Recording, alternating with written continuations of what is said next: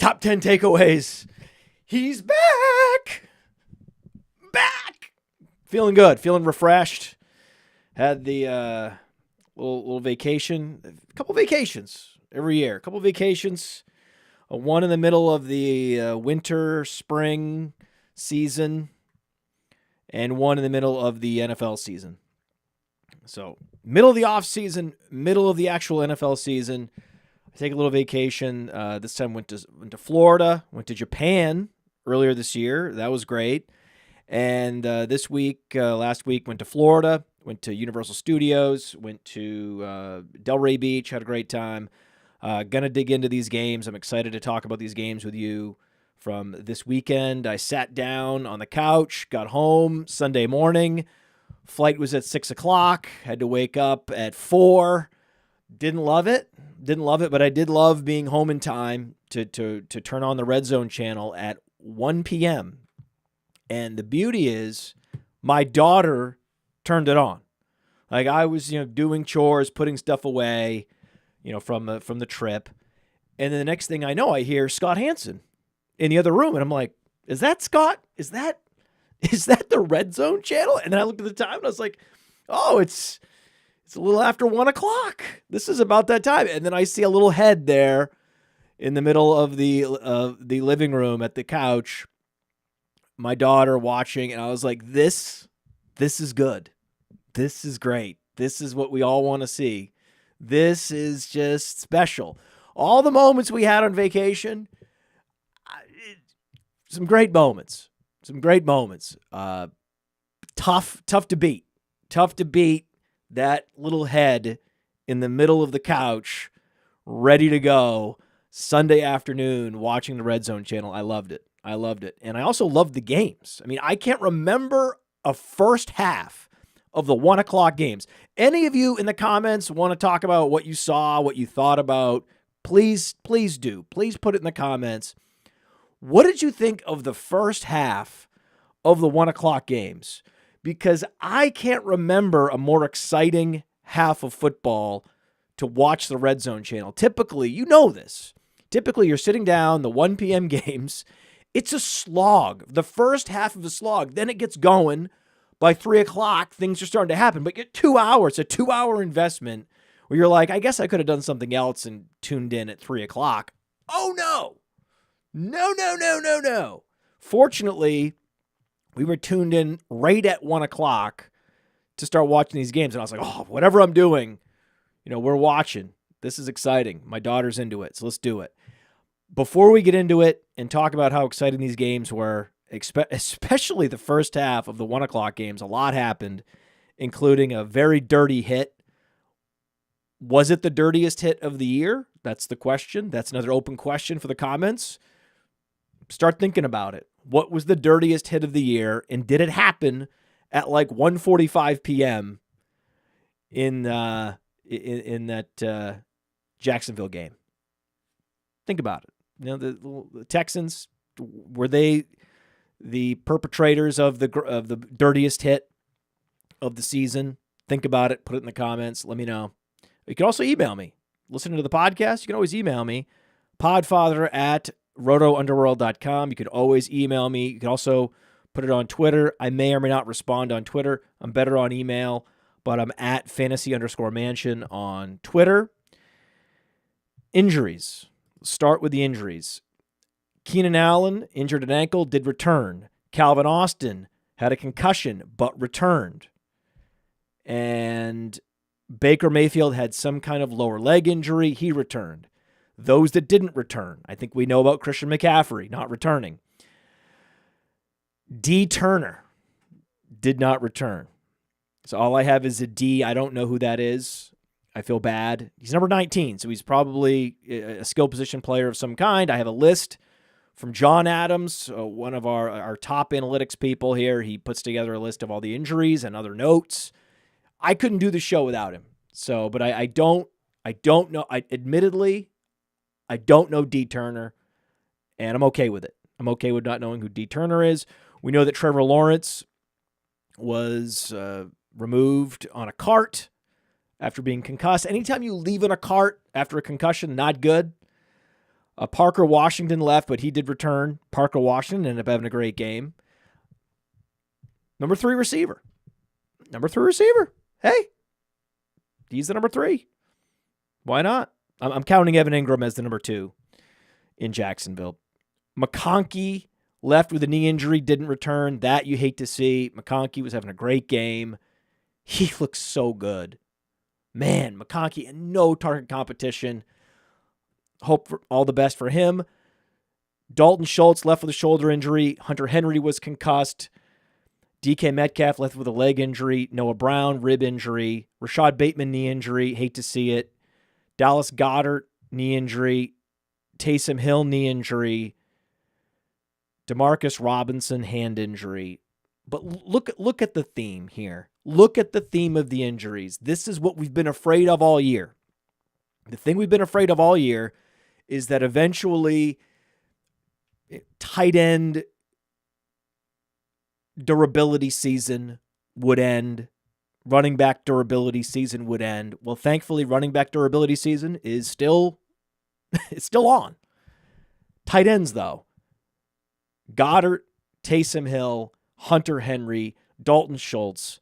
Sadly, this is a key takeaway, and it's something that we've all been accustomed to the last however many years.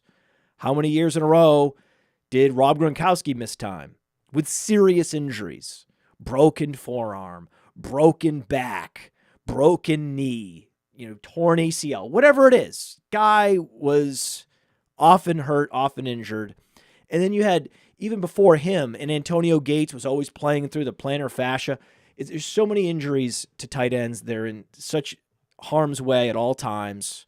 They're either blocking or they're running routes over the middle against strong safeties and defensive backs that can get a beat on them. And then they have big target areas to hit. It's very difficult to be. I would not want to be a tight end in the NFL. And that's one of the issues with investing in the position, is why we don't invest in the tight end position. And when you see top tight ends having great games, I wish them all the best. Please, by all means, go out there and slay it. Top tight ends, please. And we do have one guy with an early ADP that is absolutely performing like a superstar this year, and that is Trey McBride. We'll talk about Trey McBride in a little bit. Trey McBride is every bit the superstar where you drafted him. Kelsey, Andrews, Laporta, Kyle Pitts, not so much, right? Not so much. So if you avoided the early round tight end, you're feeling good mostly, and then you're seeing all these injuries, and you're like, this is the fact of the position. And then you have situations like with Pat Freiermuth where he's just paired with a quarterback that would prefer to throw to the outside, and then he gets forgotten about, though in recent weeks, Pat Freiermuth has been found. Russell Wilson rediscovering Pat Freiermuth, who's a nice little option, and Calvin Austin with a touchdown. Calvin Austin has super speed. I mean, this is a great talent configuration for Russell Wilson specifically, where he just needs like 3 options. Freiermuth down the middle, Calvin Austin deep, and then, of course, you can always rely on George Pickens to go up and get it. And Russell Wilson, 414 yards in Week 13. That was his second highest total passing yards for a game of his career. So Russ is back. Russ is cooking. The mantra was always, let Russ cook, let Russ cook. Finally, in 2024, Week 13, 2024, Russ is finally, after all these years, he's allowed to cook. Why? Because they were in Cincinnati. Where their defense is bad and their offense is good. This is the best possible scenario for fantasy points, where the defense is as bad as the offense is good. That's why you're always drafting Jamar Chase in these weekly leagues like Fast Draft DFS. You see so many of these teams in Fast Draft DFS. How are they winning? Well, they're drafting Jamar Chase in the first round, and then they're finding other areas. So we get the winner of Fast Draft DFS this past week week 13. Of course, Jamar Chase, Pickens. So stack that game. Then McBride, McLaurin, who we'll talk about. Harris won it, took it down. Billy Joel Fan 87 took it down, even without Josh Downs. That's the beauty of stacking any game with Bengals. We've talked about this. In fact, I've talked about this when I talk about Underdog. So we'll talk about it right now again. Hey, I know it's a popular statistic to cite, these Underdog Pick Ems, the vast majority of people go more than on any given player. Yeah, close to 80% of people, but that's because it's easier to find the shootouts than it is to find the dud games every Sunday afternoon. Like we knew week 5, Ravens-Bengals was going to be a shootout. And there goes Lamar Jackson for 4 touchdowns. There goes Joe Burrow for 5 touchdowns. Derrick Henry gets there. Zay Flowers is over 100 yards. Jamar Chase and T. Higgins both got there, as well as Chase Brown. Both Chases got there. You go more than. You win 100x your payout on Underdog with their Pick 6 contest. But then you look at Dolphins-Patriots, that's going down the toilet, right? Too bad Ramondre Stevenson had 18 fantasy points. But you improve your chances at positive returns when you correlate with these Underdog Pick Ems. Use promo code Underworld. This is the biggest bonus Underdog has ever given out, up to $125. Promo code is Underworld. Put in $250, you get $125. Now go start picking. We are at least 10 minutes in. We haven't really provided a takeaway yet, right? Maybe one takeaway, maybe not. Yeah, the tight end fragility season is back. I think that could be a takeaway. Russell Wilson, he's cooking. That's it. What am I saying? I need to start giving myself more credit. I'm always like, I'm not giving enough takeaways, and yet I'm giving too many takeaways. We can never home in on just the 10 takeaways. It's always more takeaways than the show is an hour, or I didn't give any takeaways. We went 10 minutes without a takeaway. What were we even talking about? From now on, from this minute forward in the show, this is going to be a nice, tight, efficient show with exactly 10 takeaways. That's going to be the goal. That's what we're going to do. We're going to count them down, and it's going to be rat-a-tat-tat, one after the other, after the other. Okay? Here we go. So takeaway number 10. We'll start at 10. We'll work our way down. You did bonus takeaways to start the show.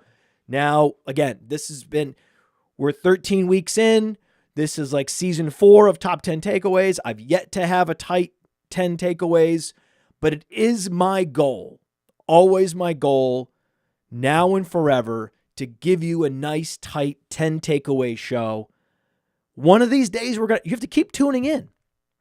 One of these days, we're going to actually live up to the name of the show, and you'll remember where you were when it happened. You're like, oh my God, I was there. He did it. So week 13 was also the week of the old receiver. Keenan Allen re-erupted. He had 1 week where he went over 20 fantasy points earlier in the year, right? I think it was week 6 against Jacksonville, if I remember correctly. And then he did it again. It was 23.5 fantasy points. It was great, right? We had a special turkey tournament on Fast Draft, a turkey tourney. And you needed Keenan Allen in the turkey tourney to take it down. So 23.6 fantasy points was his season high. He had 21 against Jacksonville. Fun fact about Keenan Allen, he doesn't have any weeks, and this is now we're through 13 weeks on the schedule. Keenan Allen has 0 weeks, 0 fantasy weeks with between 10 and 20 fantasy points.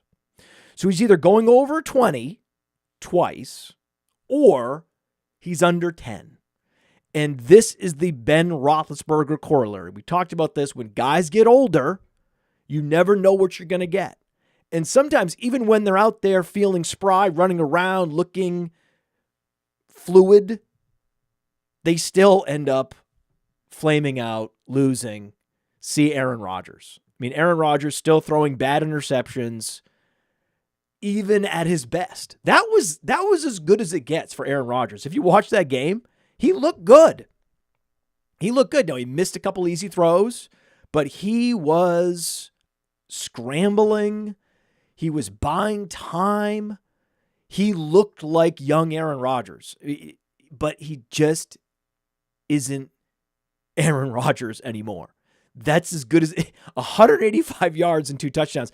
That's what you're going to expect. That was a home game against Seattle. Not the easiest defense to play, I know, but that's it's going to get worse before it gets better for Aaron Rodgers. And that's what it looks like. That's what it looks like when you're that washed. But once in a while, you can put up a nice performance. Right? You can do it. Here and there. Keenan Allen, he woke up Sunday, Thursday, whatever day it was. Keenan Allen felt great. It was Thursday for Keenan Allen, and it was Sunday for Adam Thielen. Adam Thielen woke up. He's a very similar player to Keenan Allen, especially at this point in their respective careers. And he was feeling good. He was like, all right, I could do this. This is good. This is good. And I hated that. I just want to know, I hated that. There's been a couple of receivers, older receivers, that I've been right and wrong about so far. And just like I'm not going to victory lap on Adam Thielen, I was worried that he would be the number one for the second half. I talked about it with Sigmund Bloom. I talked about it with everybody. I was like, you might like Xavier Legette, and I get that you like him, and you might like Jalen Coker. I appreciate that you like Jalen Coker. I love Jalen Coker. But how this typically plays out is once Thielen is back for a couple weeks, he's going to get fully integrated. He's going to start feeling better. He's going to start waking up in the morning every few weeks, and his body will feel good. And what is he going to do? He's going to go out there and have 8 catches for 100 yards and a touchdown. Right? That's what it was. And Mike Evans, in the same game, had the same stat line at a similar age. It's just that Mike Evans is a little bit younger, and he's a Hall of Famer, and he is going for the history books to put up yet another 1,000-yard season. I hope he gets there. The guy's a warrior. At this point, you see what he's going through to get himself on the field. There's some of these big hits he's playing through. Respect the hell out of Mike Evans. Respect the hell out of Adam Thielen.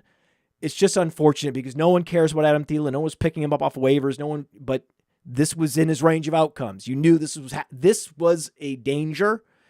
And it's not like anyone's big invested in Xavier Legette. It's not like anyone's big invested in Jalen Coker. So don't worry about it. Don't worry. If there's going to be a team where an old receiver we don't care about and will never pick up is going to go and be the alpha week in, week out, or at least every other week, let it be Carolina. Who cares? Right? I know as fantasy gamers, we look at that, we're like, I guess Podfather said it was, sadly going to be Adam Thielen, whether we like it or not. And it was. Maybe I should have picked him up. No. Don't worry about it. Just move on. Let whoever is going to score fantasy points in Carolina score fantasy points. You don't need to be bidding up Xavier Legette. You don't need to go pick up Adam Thielen. You can let it go. Just let it go. Let it go. And Keenan Allen, again, performed well in a loss. And so every week, the Bears are shedding coaches. I think that's funny. Isn't that funny? I think that's pretty funny that every week the Bears, they one coach after, and now Eberflus gone. So we could now just have a moment of silence for Shane Waldron and Matt Eberflus. May they never return to the ranks of NFL coaches, though again, like Adam Thielen, returning to the ranks of the top scorers in fantasy. You know what's going to happen. I'm telling you right now, they're going to be back. You think there's no way. There's no way. They're humiliated. They're disgraced. They had a team that was stockpiled with talent and got the absolute bare minimum. They'll be back. Don't worry. They will be back. They will be back. And then the question is, who's Thomas Brown? Because now Thomas Brown, who was the running back coach he was also featured on Hard Knocks. That was cool that we get to see Thomas Brown on Hard Knocks, and then he moves up to offensive coordinator. Then he moves up again to head coach. And so, we can pull him up on Wikipedia. I think I have it here. So pull him up on Wikipedia. Who is Thomas Brown? Thomas Brown's look at this career history. Look at this career history on Thomas Brown. A year at Georgia as the strength and conditioning coach. We'll come back to that. A year at Chattanooga, a year at Marshall, a year at Wisconsin, a year at Georgia again, a year at Miami. One as running back coach, another as offensive coordinator, then South Carolina, then the Rams again as the assistant coach, who was the Rams running back coach, then the Rams assistant head coach, which is cool, then Carolina, then the Bears. I mean, almost every year he's with a different team or he's getting promoted. This is actually not bad. You might think, well, this guy can never stay in one place. No. Other teams are recognizing that he is talented and they're poaching him. They're constantly poaching him. Or the Rams are like, we don't want to lose him. We got to promote him. This is a good thing. This is the type of guy I would want. I want, as a head coach, a guy who is involved in strength and conditioning and working with running backs, has been in the trenches. I mean, he was a fringe running back in the NFL. He had a couple years in the NFL, one with the Falcons, one with the Browns, and that was it. Like, the guy had a very, very basic career in the NFL, very short career in the NFL, and I want to see him be the head coach of the Bears. You might say, oh, well, what about this guy? No, enough. Enough already. Enough chasing the guy that did well last year or the guy that fixed this quarterback and then he's not going to fix the next quarterback. Enough already. Let this guy be the head coach. He clearly deserves it. He's been moving up. He's still young. He's still not even 40 years old. And I love that he was a fringe NFL player and never amounted to anything. That's the type of coach you want. That's the Brad Gilbert corollary. If you read the Andre Agassi biography, one of the big reasons why he loved Brad Gilbert is Brad Gilbert knew how to win dirty. He knew how to win hard, the hard way, because he didn't have the talent. So he had to win creatively. That's what you want, right? The dirty wins. The guy that's going to go under the car and figure out how to fix it so you can actually get that thing back up and running and you don't have to call a tow truck. That's what you want. That when I look at this Thomas Brown, that's what I see, and that's what I like. The question is, what does he need to do? You can put that in the comments. What does he need to do to be the head coach? Because you know what they're probably going to do is find some guy that was on the Super Bowl team or took the team that came out of nowhere far in the playoffs, or the guy that's the coordinator for the Lions right now, whoever the best team is, their coordinator, which is the Lions, he's going to end up on the Bears because, of course, he wants to go to the Bears because that's where Caleb Williams is. So probably Thomas Brown's going to end up somewhere else because they're going to go after Lions coordinator X, defensive coordinator, offensive coordinator, whatever. They're going to go after that guy. So you might say, well, what if he goes 4-1? What if Caleb Williams puts up 300-yard game after 300-yard game after 300-yard games? What if this guy actually wins some coaches' challenges for once? He could do that. Matt Eberflus couldn't do that. What if he's winning challenges? What if he's managing the clock well? Then you should definitely keep him on. You should not just hire the guy that was with the most talented team. The Lions are the best team in the league because they're the most talented, not because of the best coached. But this is what happens. These teams will pick up a coach from some team that made it far in the playoffs, and especially if that team was rebuilt and then made it far in the playoffs. So that's even more impressive. That's why, oh my God, Lions, they were so bad. Now they're so good. Let's go hire their assistants. Like, enough. They should hire Thomas Brown. this is one I want you to all write down. This is for the time capsule. This is a time capsule take. 5 years from now, let's go see where Thomas Brown is in the league, and then let's go see where Coach X that the Bears hired is. And then we'll see who's right. We'll see who's right. Now, what might happen is that whoever the Bears hire, because he has Caleb Williams and they have a great defense, they have a great, they have an alpha corner, they have one of the best corners in the league, they have a true shutdown corner that can skew the whole field toward all the other players, so the other 10 players are more positioned, better positioned to make plays. When you have one of these island corners, they make everybody better because then they force the ball to the other side of the field where the safeties are waiting for it. The safeties can get a jump on it. Everybody performs well, more turnovers, more plays made. It's just one of those things, right? So, it's, man. So DetroitLions.com, we look at their head coach is Dan Campbell, as we know. And then their offensive assistant head coach is Scotty Montgomery. We know Ben Johnson's the offensive coordinator. And their defensive coordinator is Aaron Glenn. So Aaron Glenn's going to get a job. We know Ben Johnson's the favorite for the Bears. We know that. Okay, I know that.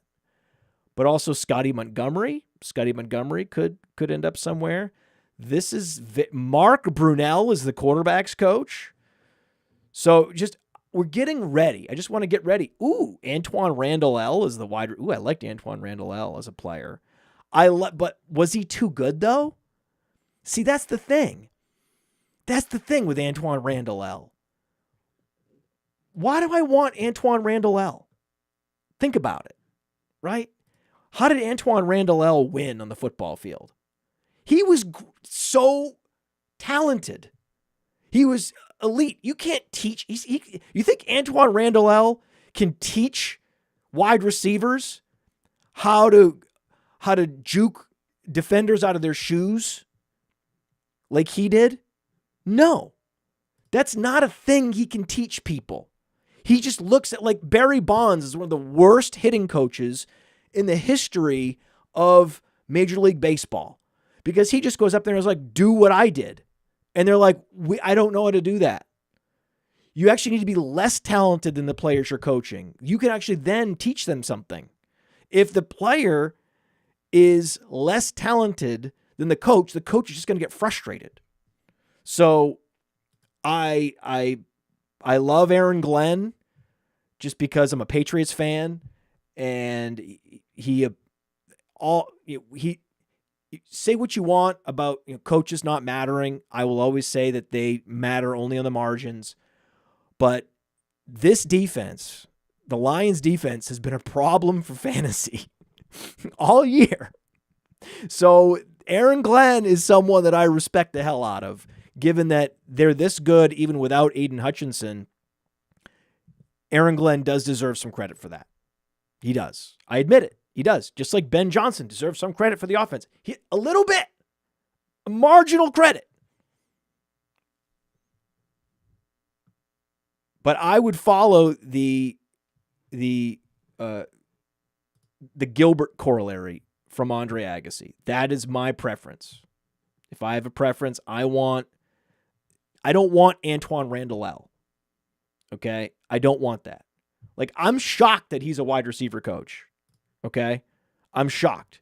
He's too good. You need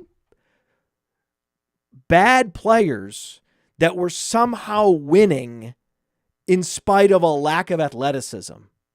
Right? You need players that were like underskilled and yet exceeded expectations, all expectations. And, Jerry Rice doesn't count.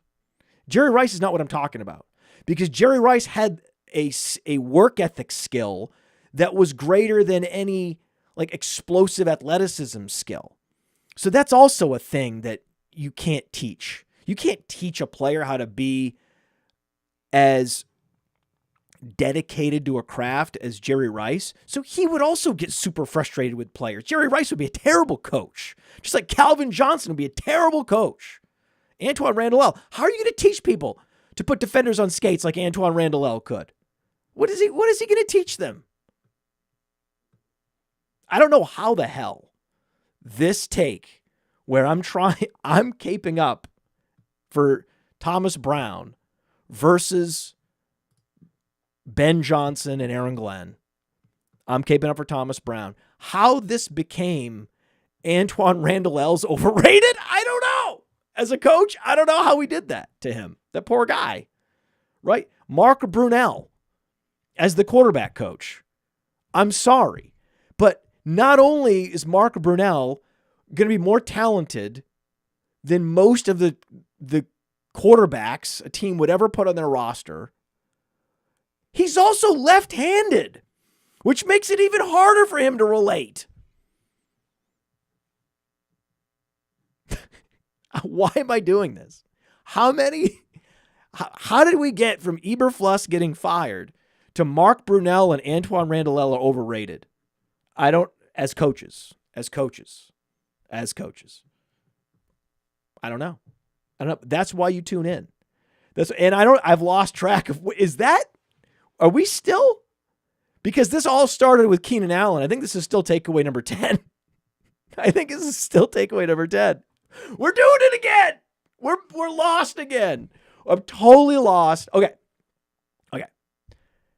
Takeaway number 9.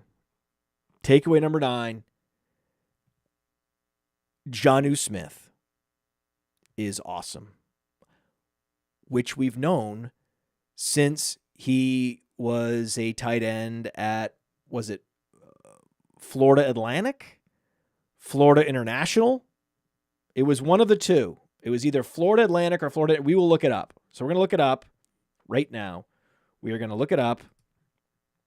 Where did Jonnu Smith go to school? I'm pretty sure it was Florida Atlantic? International. Oh, God. It was Florida International. And the irony here is he's best comparable to David Njoku, who went to Miami. So basically, if you can't get into Miami, if they don't recruit you, then you go to Florida International if you live in Miami. That's what they do. So that's what he did. And he was great. And yeah, he had like a 93rd% college dominator.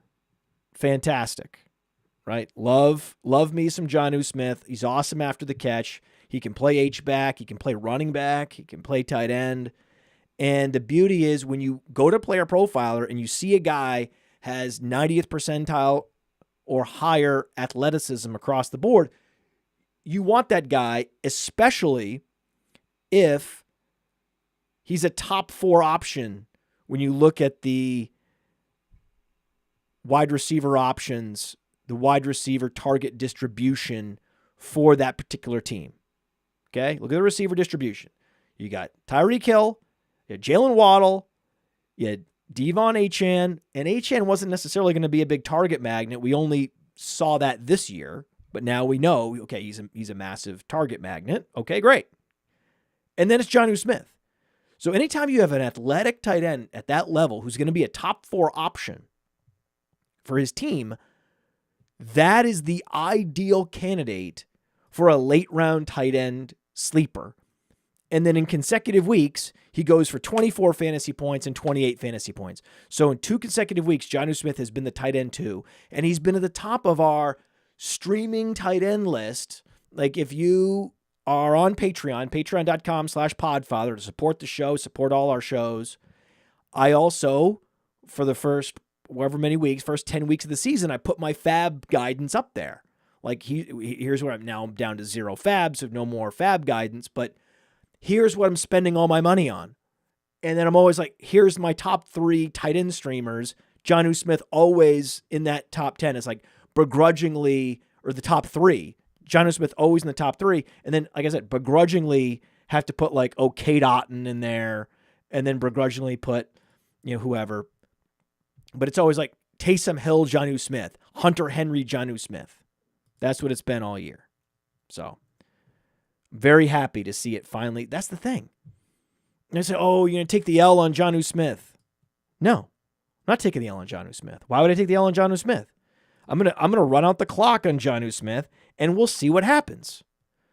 Run out the clock and see what happens. Run out the clock and see what happens. And then, what happens? Week 12, week 13, he's the tight end 2 consecutive weeks. And you're very happy you started him. You're welcome. You're welcome. But that's what you look for. You're looking for upper percentile athleticism on a team where he's a top 4 target option. That's it. I don't even care about the offense. I don't care about any of that. Don't care. Like, Mike Gesicki is an option in that case. If you're following that logic, then it's Chase, it's Higgins, it's Chase Brown, and then it's Mike Gesicki. And you look up and Mike Gesicki's making plays. Mike Gesicki's scoring touchdowns. He's athletic. And he's a top 4 option on that team. That happens to be one the highest scoring team. So, of course, Mike Gesicki is an interesting streamer every week. Takeaway number 8, let's say. Josh Jacobs. Josh Jacobs is continuing to make robust RB look good. This is a historic year for robust RB because not only have these running backs stayed healthy, the top 50 running backs from Bijan Robinson all the way out to James Cook, they're all producing. And even if they're small, they're producing. Like, that's the thing. It's fine if you're 190 pounds. You're producing. It's unbelievable. Think about all the running backs. Every running back is producing at a high level that was drafted in the top 50. Even now, he had Jonathan Taylor finally got there this past week.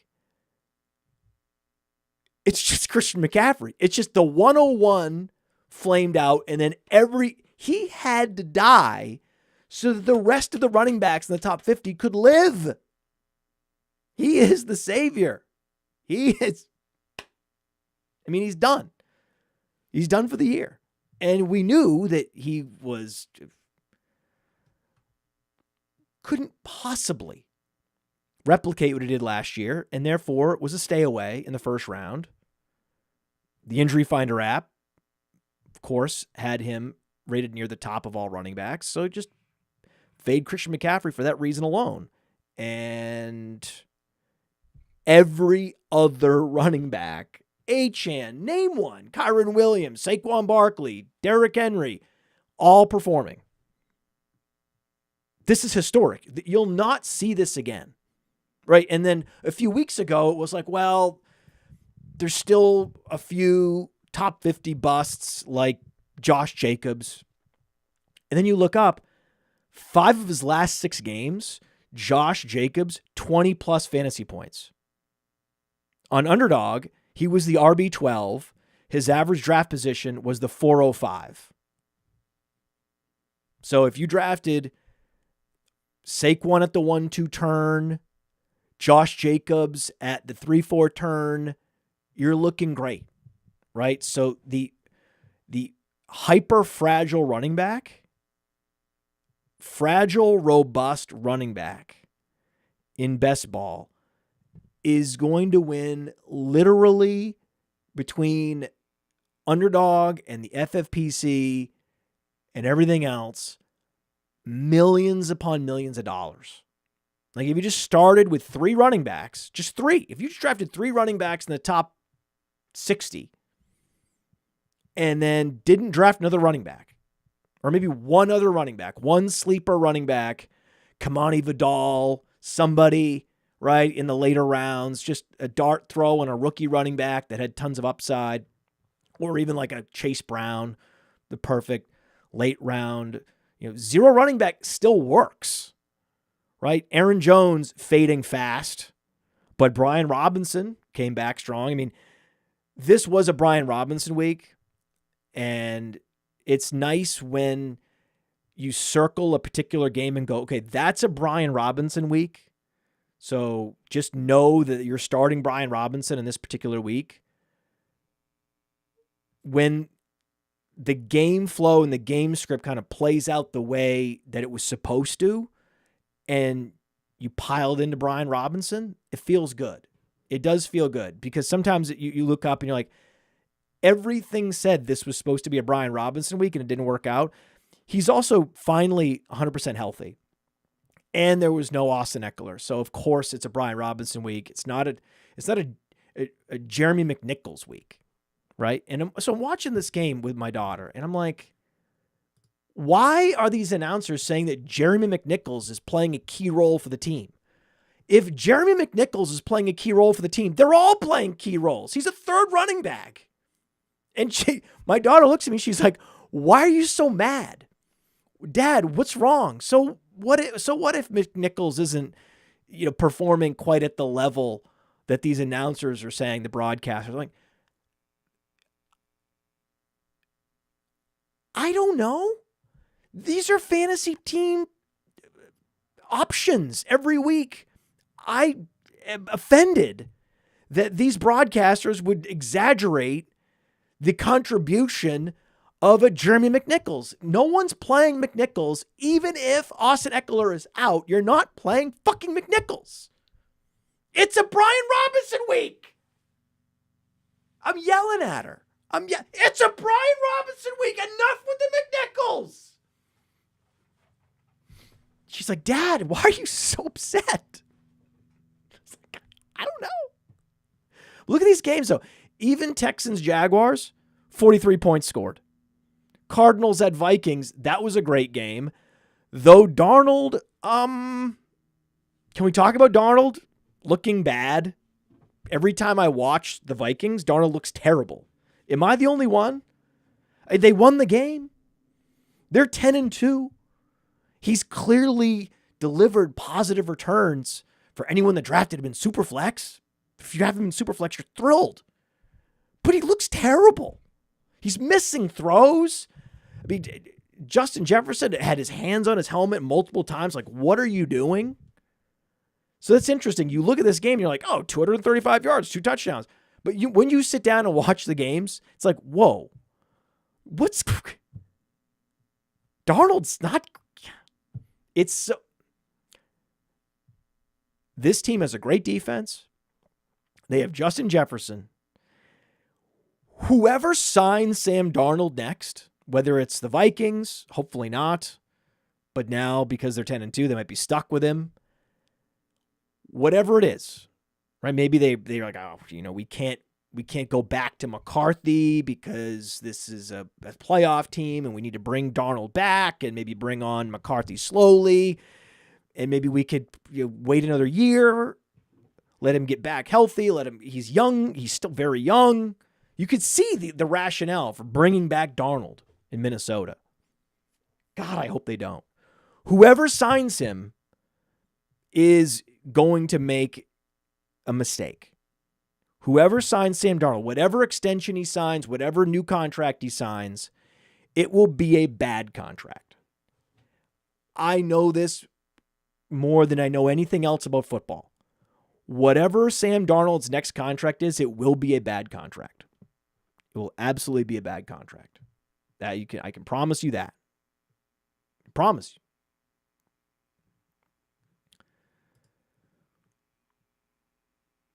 But Josh Jacobs, in hindsight, this was obvious. This was a guy that was on the Raiders who's going from a warm weather team to a cold weather team. And he's going to be clearly the primary bell cow option. And all he's done is be an RB1 in fantasy year in, year out. And so, of course, he was a great value in the 4th round. In hindsight, that he's going to the Packers and it's going to be 30 degrees and they're just going to be running Josh Jacobs. He's going to be posting 20-point week after 20-point week in the second half.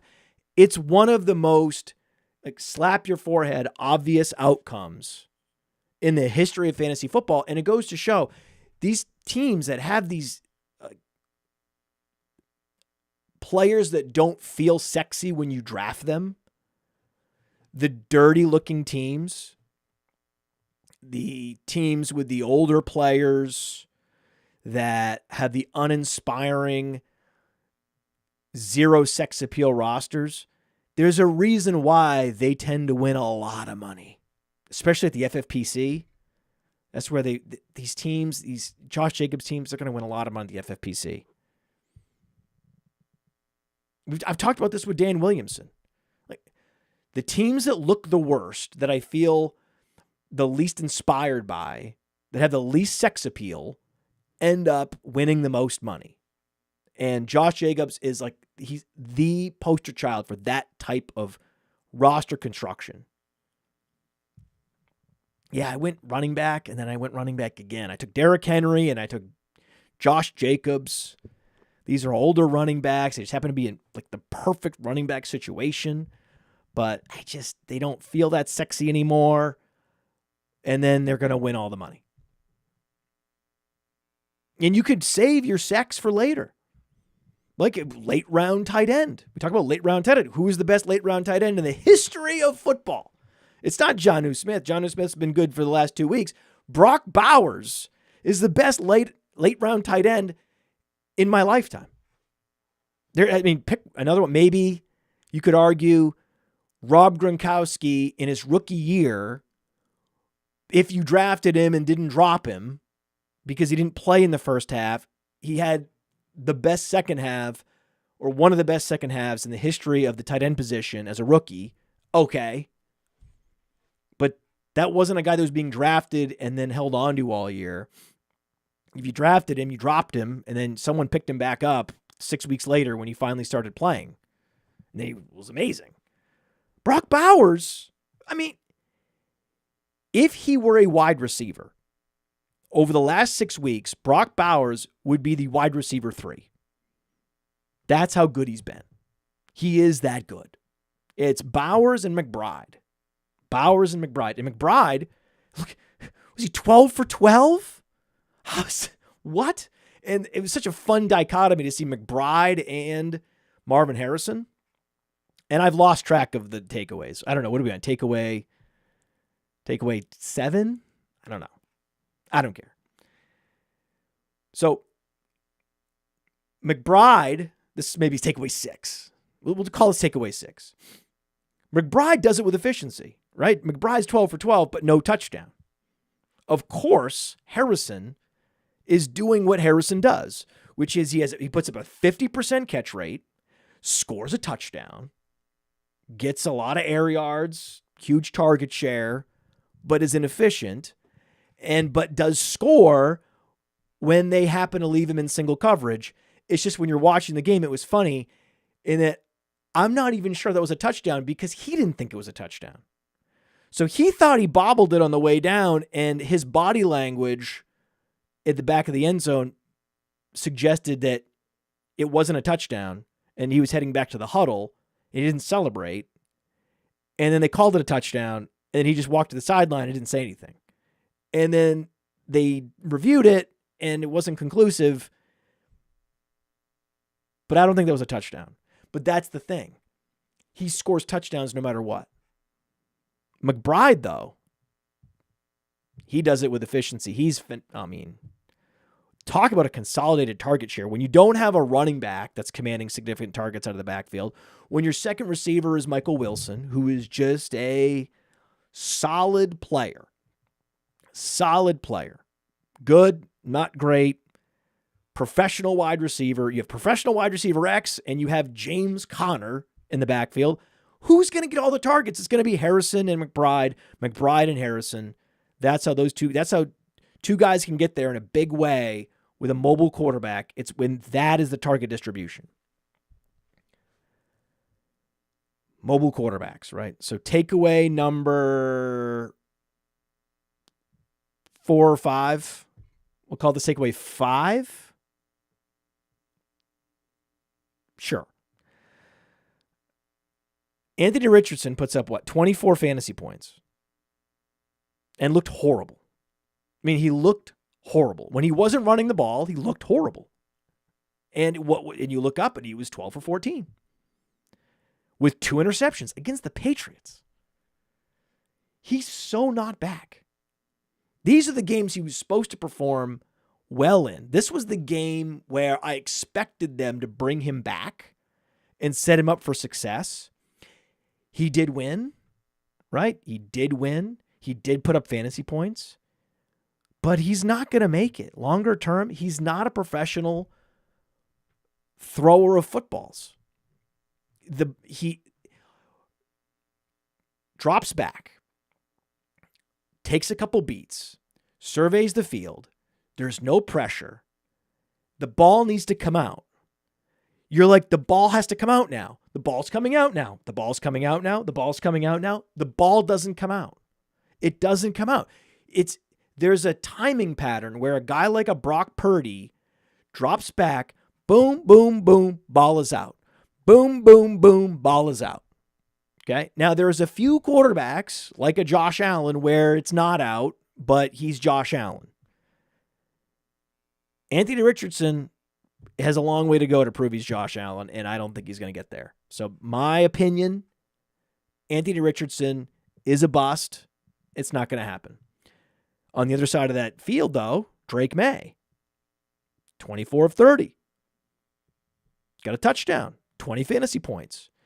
And then my daughter asks, well, who would you rather have, Drake Maye or CJ Stroud? And I'm like, first of all, who the hell are you to ask these questions? Where are you in the chat? And she's like, I'm at school, Dad. I can't be in the top 10 takeaways chat. And I'm like, where are these questions? You have the best questions. You hold me accountable for my rants, and then you ask me great questions. I don't even know the answer. I think it's CJ Stroud. It's like one of those things where my heart says Maye, my head says Stroud. I kind of like Drake Maye, though. Am I crazy? Let me know in the chat. Let me know in the comments. Am I crazy for going Drake Maye over CJ Stroud? I don't think I'm that crazy for it. I kind of think it's a good idea. Takeaway number 4. It was a pleasure to watch Jackson Smith-Njigba. Only 4 targets, right? But he was 4 for 4. So, okay, slot receiver, dominating the slot. He's number 1 in slot targets this year, right? Number 1 in like slot routes run. But he's putting up big yardage. Okay, 74 yards on 4 catches. Because I'm watching this game. He'll do a little post corner route out of the slot, which is so hard to defend. You guarantee yourself, you run a post corner out of the slot, you're almost guaranteed to find some pocket of space. And you look up and you're, oh, wait, I'm 22 yards downfield. He makes the catch. It's like, this is what he does.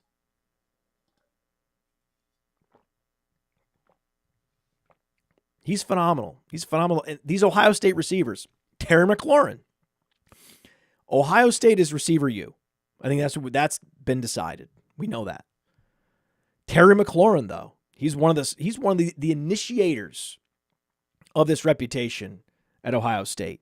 Because then you can go all the way back to like David Boston. I'm not going back to David Boston. I'm talking in the last 10 years, Ohio State's developed this reputation of being receiver U. And Terry McLaurin, though he didn't produce big numbers at Ohio State, is a phenomenal technical receiver with explosive athleticism. That's the beauty of it. And you're like, well, what do you mean explosive athleticism? Well, he runs a 4.35, and then the beauty is his EPX, explosive play rating on Player Profiler, is also super high. So you look, his explosive play rating, there it is. It's 115.0, number 14 in the league among wide receivers. And there are games where he's scoring fantasy points just based on multiple touchdowns. So he has multiple games now with multiple touchdowns. Terry McLaurin. What a beast. What an absolute beast. You look up, he's the wide receiver 5. Top 5 wide receiver in the league. I think this was my call of the year, was that McLaurin would be a top 5 wide receiver. That sounds crazy. Is it?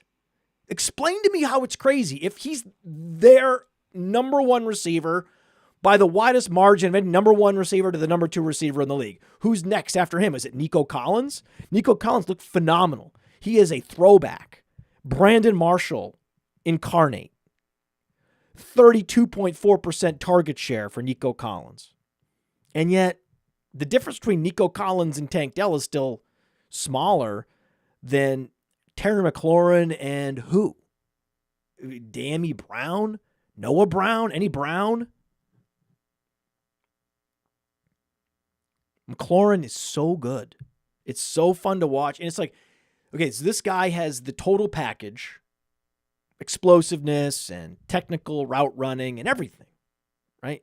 And he's the clear and only like well above average option for Jaden Daniels. Of course he's going to be a top 10 fantasy option with top 5 upside. That was one of my big bold predictions for the year. Feeling great about it. Now, I will admit that there is a particular take that I had, and this is going to be my number one takeaway. I'm going to get to it in a minute, where I've been trending very wrong, and we're going to get to that. We're going to get to that. It's coming. But I do want to just say that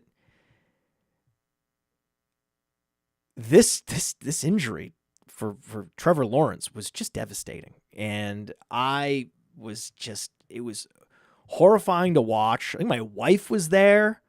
This was the worst. I mean, NFL, can you not do this? Like, my wife's like, why are you watching football with her? Look at this is horrific. And I'm like, babe, this isn't every play. And then they're throwing the replay over and over and over again, throwing it in our face. And I'm like, can you stop with the replay? I get it. It was a dirty hit. The guy put his forearm out. I don't know who it was. Put his forearm out. And as Trevor Lawrence is sliding, puts his forearm right in Trevor Lawrence's face mask and smashes him to the ground. And I'm like, well, wait a second. I haven't seen that kind of play in 30 years. That was so dirty. Can you stop showing it? My family is here. We're trying to embrace the NFL. I'm saying it's a safer sport. I'm trying to watch this with my daughter, and I'm losing all kinds of credibility, NFL. Where the fuck did that hit come from? I was like, where did that come from? Why did he do that? I haven't seen, again, it's been 30 years since I've seen something that was that blatantly dirty and trying to injure someone, and it just happens to be the franchise quarterback. And for the Jacksonville Jaguars, you feel bad that that's your franchise quarterback because he's playing so badly, right? Even before the hit, I mean, we knew that, Trevor Lawrence is not the answer, man. And Mac Jones looked better than Trevor Lawrence yesterday. But if we go to the tankathon, we should look at the tankathon to see who is the number one pick overall. If the draft happened today, the 2025 draft, if it were to happen today, Jacksonville would have the 101. And then it would be Vegas, then the Giants, then New England, Carolina, New York Jets, Tennessee Titans, Cleveland Browns, New Orleans Saints, Cincinnati Bengals. What? Chicago Bears. So, I feel bad for Ryan Poles. Like, he picked the wrong coach last season and still doesn't have a top 10 pick. So it's bad luck. Look at the teams that need quarterback. Vegas needs quarterback. Giants need quarterback. Carolina needs quarterback. Jets need a quarterback. Tennessee needs quarterback. Cleveland needs quarterback. New Orleans needs quarterback. So you got 1, 2, 3, 4, 5, 6, 7 teams need quarterback. So when you're looking at mock drafts this coming year, when you're looking at mock drafts, just know that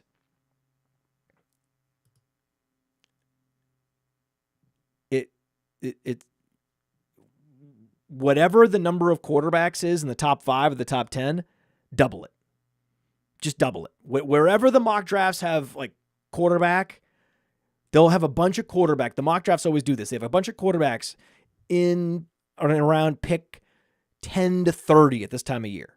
So when you're looking at mock drafts at this time of year, bump all those quarterbacks up. Just look at that. And then realize that Jacksonville, if they do have the 101, they got to trade that shit. 100%. Get rid of that thing. Get it out of here.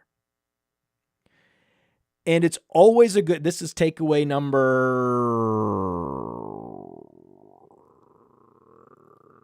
3.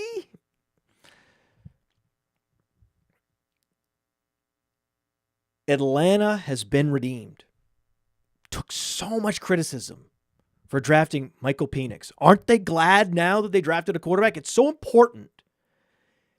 All else equal, you need to just draft a quarterback.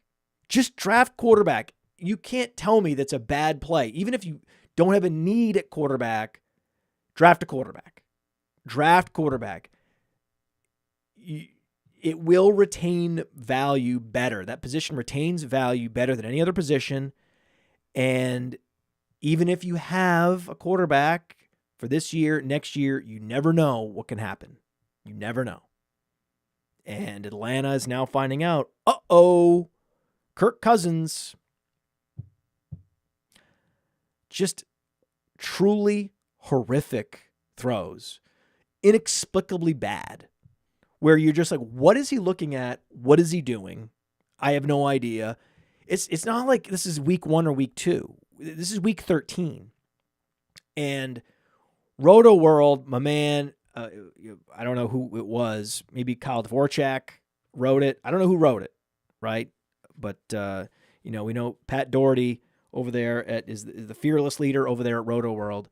Phenomenal write-up, news blurb about the Kirk Cousins performance. So I highly suggest you go to Roto World and just look up Kirk Cousins, see what they said. One of the interceptions, they referred to it as a hamper toss. You know when you're trying to throw the socks in the hamper? I mean, what a great visual, right? So I thought that was the news blurb of the year.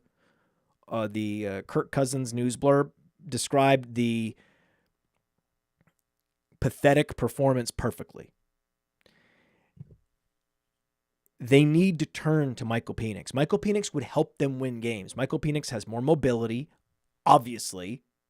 Even Aaron Rodgers has more mobility at this point than Kirk Cousins. That's a takeaway. Michael Penix just gives him a better chance to win.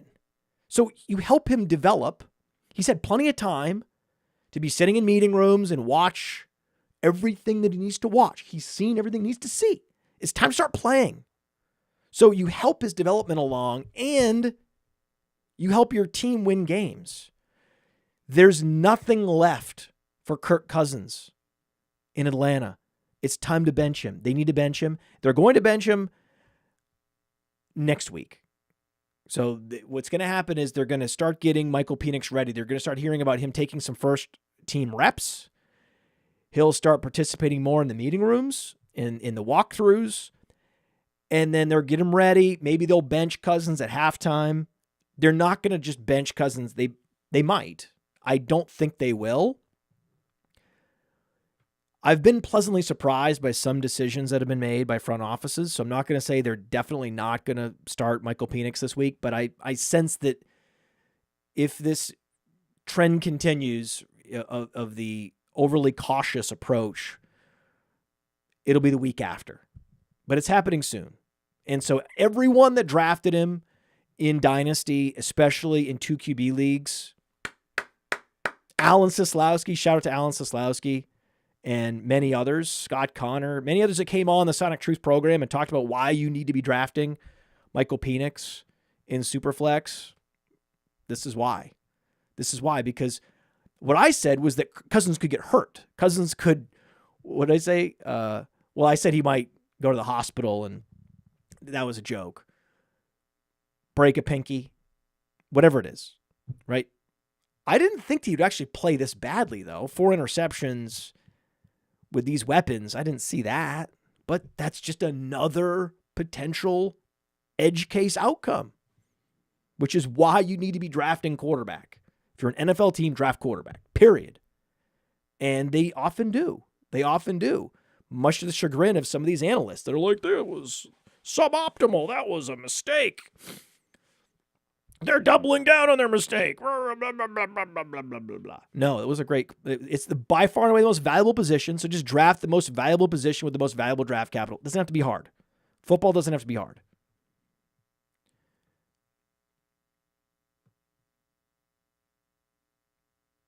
And I still can't believe how pure running backs are running this year. Period. All across the board. Small running backs are staying healthy. So not only are all running backs staying healthy, small running backs staying healthy. You get James Cook got there again. Kyron Williams got there again. Bucky Irving, 190 pounds, got there again. Achane got there again at 190 pounds. This is unprecedented. And this is one of those things where I am going to run out the clock. I am not going to take the L and say, oh no, actually, small running backs, they can be workhorses in the league.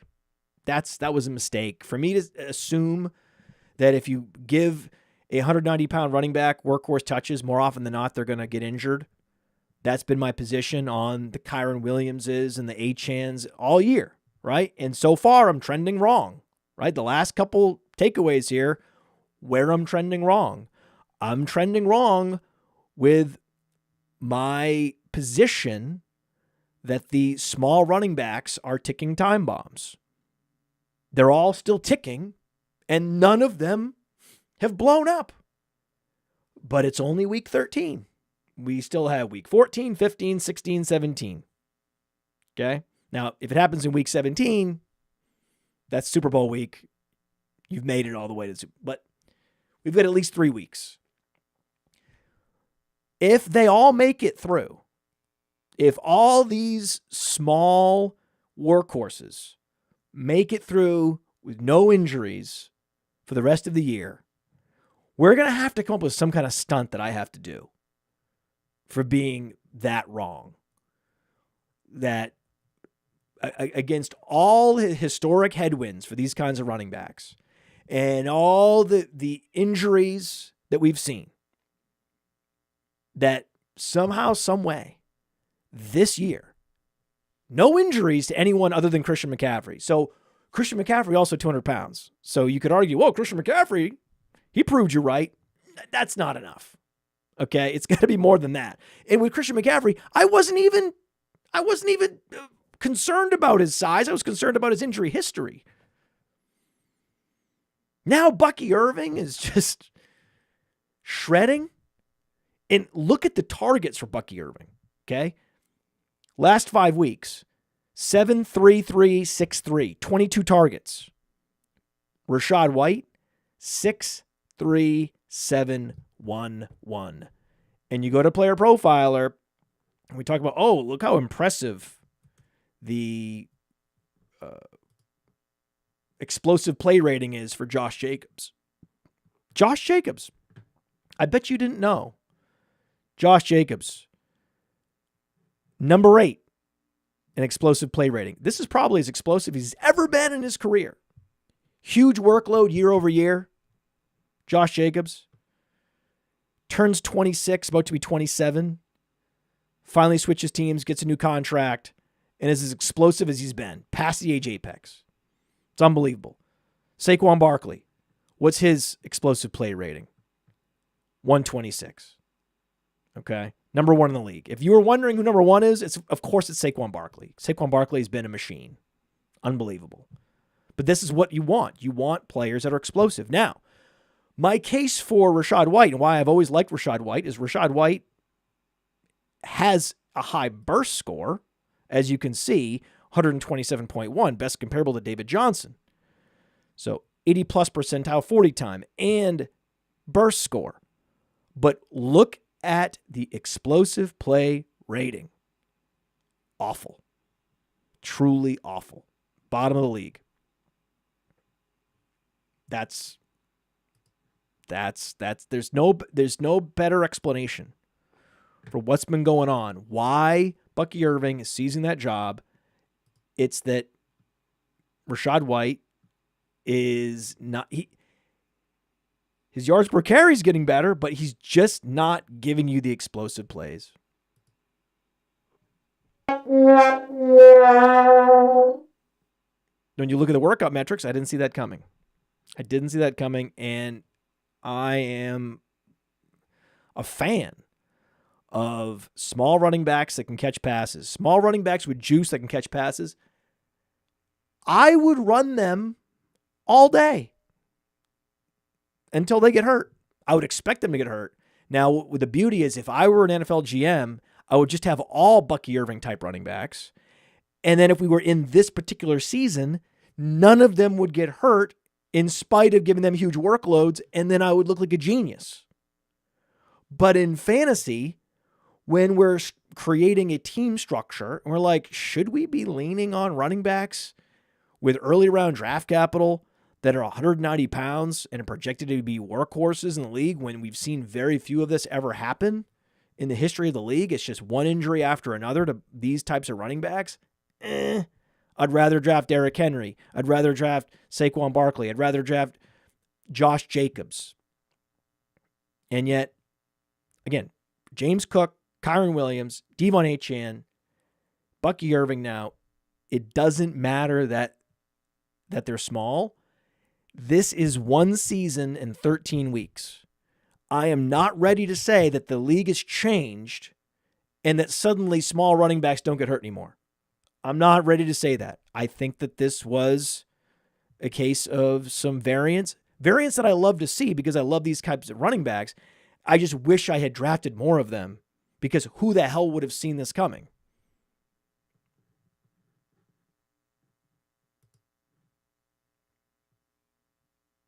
But I mean, I would be big wrong there. I mean, if all those remaining running backs finish the season healthy, we've got to come up with some I was wrong stunt. I'd be happy to do that. Happy to do it. Okay. And just a reminder, still handcuffing Blake Corum, still handcuffing Ray Davis. Ray Davis was very startable in the flex position this week. Very cool to see. Isaac Garendo, mustache. Kamani Vidal, mustache. If you don't have Vidal already, get him. And number one waiver claim needs to be Garendo. Mason's already rostered in most leagues. Go into every league you have, see if Garendo's available. He's explosive, and he's big, and he's getting touches even in week 13. So I think that one of these two guys, I predict one of Garendo or Vidal, is going to help people win leagues in seasonal leagues, managed leagues, best ball leagues. That's what's going to happen. Finally, the final takeaway.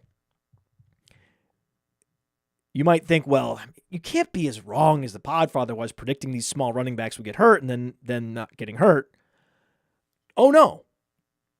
Let's not forget that I said Amari Cooper had a phenomenal skill match with Josh Allen. It would be hard to find a receiver in fiction with a better skill match for Josh Allen. I loved Amari Cooper going to the Bills.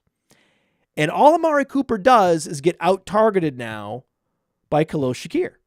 So this tells me, number one, that Khalil Shakir continues to be underrated. That said, Amari Cooper still had like a 20% target share this past week. It was blizzard conditions, so you can't take the raw target numbers and hold it against him. Keon Coleman, Dalton Kincaid, they're coming back. So there's going to be a target squeeze coming for him. But spike weeks are still on the horizon. I still believe more spike weeks coming for Jalen Waddle, just based on the talent profile. He's small Terry McLaurin. And you're going to get at least one spike week, and it's going to be the moment we least expect it in the fantasy playoffs. Amari Cooper will deliver a massive spike week. He will. He absolutely will. But so far, so far, and I should make sure that I wanted to go out on that, but I can't go out on that because I want to make sure that I was wrong so far about Amari Cooper being a better fit than any other receiver on that team, because clearly the best fit for Josh Allen is Khalil Shakir. So, okay. So far, wrong, but could be saved by a singular spike week. So I'm going to predict the singular spike week, and then I can go back and say I was right about that at least. So there are 3 other players, just so everybody, I looked at the history books. It was an almanac that I pulled up. I pulled up an almanac, dust all over it, blew off the dust. Players that have thrown for, rushed for, and caught a touchdown. Previously, they were running backs. Pretty good running backs. Do you know who they were? You can pause it right now, pause the show, put it in the chat, see if you know. Put it in the comments. Pause it, put it in the comments, see if you're right. Now I'll tell you. Walter Payton, pretty good. LaDainian Tomlinson, from my generation, this is the greatest fantasy player for fantasy football in the history of football, LaDainian Tomlinson. And then for the current generation, the millennials, their fantasy hero is Christian McCaffrey. So it's just so apropos that those are the 3 running backs that have ever accomplished that feat. And this past Sunday, a quarterback finally accomplished that feat. And at the center of that feat, which is Josh Allen, the first ever to throw for a touchdown, catch a touchdown, run for a touchdown. He has one person to thank for that. One person made that possible for Josh Allen. And that person is Amari Cooper. Hey, I want to thank you for being part of this broadcast. If you have any thoughts on it, leave a comment. If you enjoyed it, make sure you leave a like. And if you want to see more shows on the Player Profiler channel, subscribe to it. That's how we know you want more.